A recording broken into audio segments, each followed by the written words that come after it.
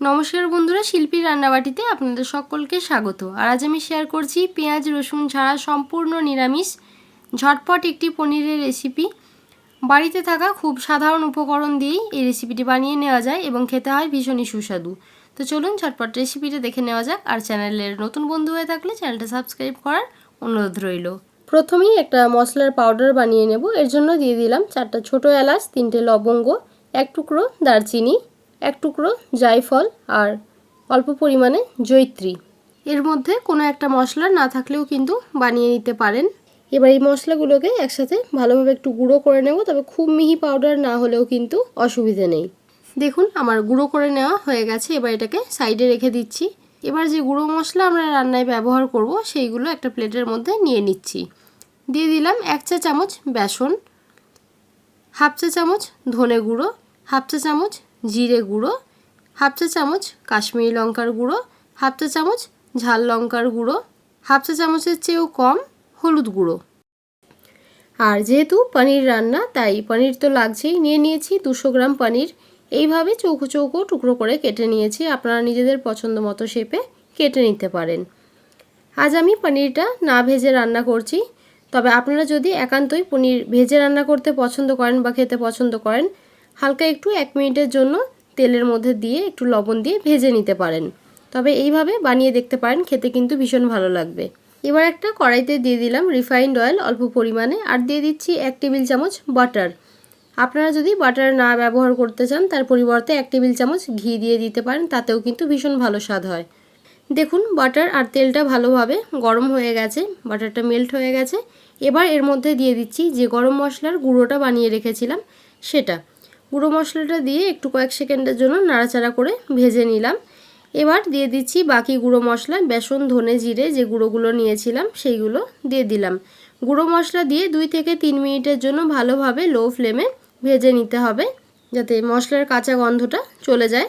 আর এই সময় কিন্তু অবশ্যই ফ্লেমটা লোতে রাখতে হবে। আর আপনাদের যদি মনে হয় খুব বেশি হিট হয়ে রয়েছে কড়াই, সেক্ষেত্রে আপনারা গ্যাসের ফ্লেমটা 1 মিনিটের জন্য একটু অফ করে দিতে পারেন।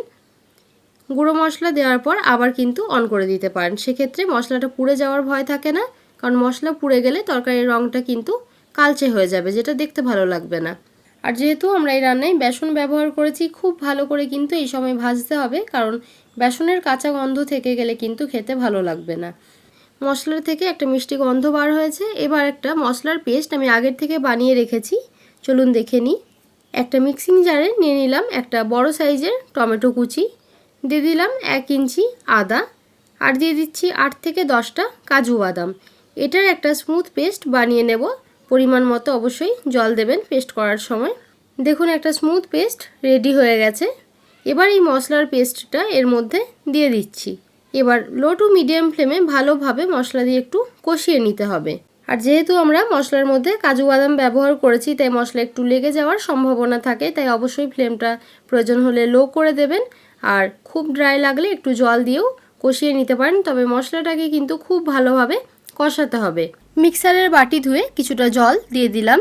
কষানোর সময় এর মধ্যে দিয়ে দিচ্ছি স্বাদমতো লবণ। আবারও ভালোভাবে একটু কষিয়ে নেব। আর যেহেতু এটা সম্পূর্ণ নিরামিষ রান্না, কোনো রকম পেঁয়াজ রসুন দই ক্রিম কিছুই ব্যবহার করব না। বেসন দেওয়ার জন্য গ্রেভির স্বাদটা কিন্তু ভীষণ ভালো হয়। দেখুন ভালোভাবে আমার প্রায় কষিয়ে নেওয়া হয়ে গেছে, মশলা থেকে তেল আলাদা হয়ে গেছে। এবার এর মধ্যে দিয়ে দেব জল।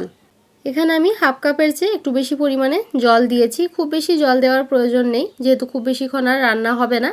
ভালোভাবে মিশিয়ে নিলাম। এবার 1 থেকে 2 মিনিটের জন্য একটু ফুটিয়ে নিচ্ছি। গ্রেভিটা ফুটিয়ে নেওয়া হয়ে গেছে। এবার এর মধ্যে দিয়ে দিচ্ছি পনিরের টুকরোগুলো। আর আবারও বলছি, আজ আমি এটা কাঁচা পনির দিয়ে বানাচ্ছি, তবে আপনারা যদি একান্তই কাঁচা পনির খেতে অপছন্দ করে থাকেন বা ভাজা পনির খেতে পছন্দ করেন, সেক্ষেত্রে পনিরটাকে 1 মিনিটের জন্য একটু ভেজে সেটাও ব্যবহার করতে পারেন। আর দিয়ে দিলাম 1 চা চামচ চিনি। যেহেতু সম্পূর্ণ নিরামিষ রান্না, তাই চিনি ব্যবহার করলে রান্নার স্বাদটা ভীষণই ভালো হয়। ভালোভাবে আবারও একটুখানি মিশিয়ে নিলাম। এবার ঢাকা দিয়ে রান্না করে নেব 3 মিনিটের জন্য। আর এই সময় ফ্লেমটা মিডিয়ামে রাখতে হবে। খুব বেশি সময়ের জন্য কিন্তু পনির কখনোই রান্না করবেন না।